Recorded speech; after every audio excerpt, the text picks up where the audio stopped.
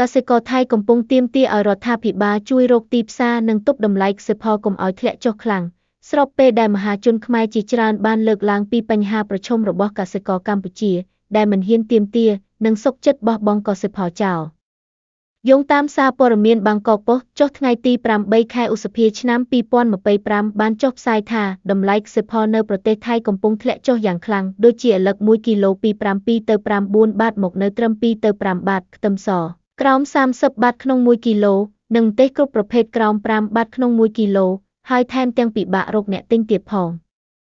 ក្រោយពីឯកឧត្តមខៀវកញ្ញារិទ្ធបានដកស្រង់ព័ត៌មាននេះមកបង្ហោះលើកណ្ដាល Facebook ផ្ទាល់ខ្លួនរួចមកមហាជនខ្មែរជាច្រើនបានចូលរួមបញ្ចេញមតិលើប្រធានបទនេះដោយលើកឡើងពីភាពខុសគ្នារវាងកសិករថៃនិងកសិករខ្មែរមតិជាច្រើនបានបង្ហាញថាកសិករខ្មែរមិនហ៊ានទាមទារដោយកសិករថៃទេដោយខ្លាចមានបញ្ហាផ្សេងនិងសុខចិត្តបោះបង់កសិផលចោលតែប៉ុណ្ណោះ